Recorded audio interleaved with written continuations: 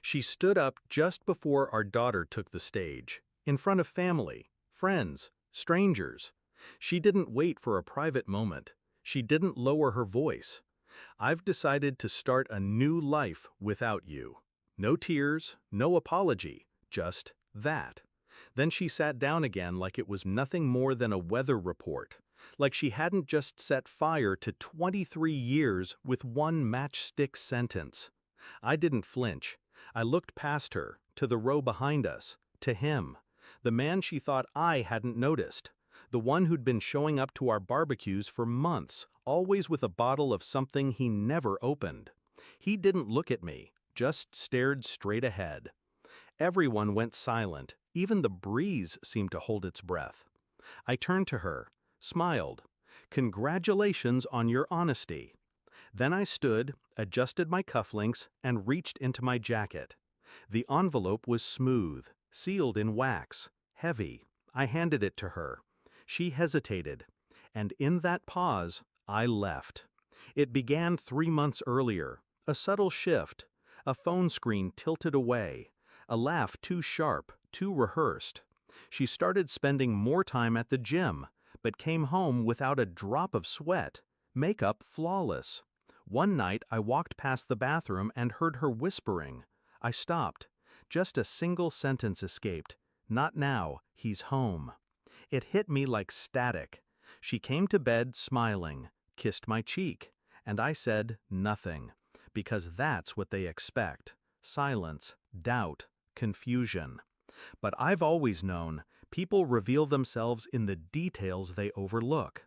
And so, I watched, I waited, I kept my mask in place, smiled at her stories, laughed at her jokes. She thought I was slow, emotionally dull, the type of man who'd drown in routine, never noticing the tide had changed. But I am not soft. I am still water, dangerous because it looks calm. First, the phone. She used the same password for everything. She thought I didn't know that either. Photos, texts, voice notes. He signed them J. Sometimes she called him baby. Sometimes she called me him. I archived everything, quietly. Next, I checked the bank. 2 tickets to Paris booked under her maiden name, 1 hotel reservation, 1 bed. I contacted a lawyer, had the papers drafted, the kind that didn't just end a marriage, the kind that exposed one. I called a private investigator, not for the affair, that was obvious. I wanted timelines, proof of deception before key dates, before joint accounts, before tuition transfers. Then I waited for the perfect stage, and the graduation approached. The envelope I handed her wasn't just paper. It was strategy. Inside, a detailed timeline, phone records, photos, financial documents, the hotel confirmation, copies of the texts she sent him while lying in our bed. Also included, a signed divorce petition, asset protection orders, custody agreement, drafted with our daughter's interests in mind. I didn't make a scene. I made a point. When she opened it, later, after the applause and diplomas, I imagined the blood drained from her face. Because it wasn't just proof, it was preparation. Her boyfriend? He's named in the restraining order for harassment, after I exposed how he'd shown up uninvited at our daughter's school last month. He never mentioned that, did he? 2 nights after the graduation, she showed up at my door.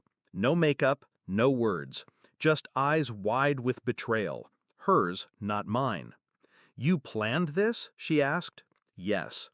"You knew and still smiled in my face?"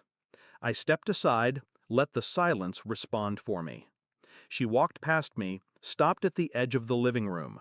The framed family photo still hung there. She stared at it. Then, "Do you even care?" I turned to her, calm, measured. "I cared enough to let you reveal yourself before I responded." Her breath caught. She finally understood. This wasn't revenge. It was exposure. She built a lie in daylight and thought no one would notice. But I was always watching. Our daughter called me the next morning. I saw what Mom did, she said. I heard what you said. You okay? I told her yes, because I was. Not relieved, not proud, just done. I'd buried something that night. Not a marriage, not even trust. I buried the illusion that silence meant weakness. It doesn't. Sometimes silence is just the sound of a man sharpening the truth. And when it cuts, it never bleeds, only ends.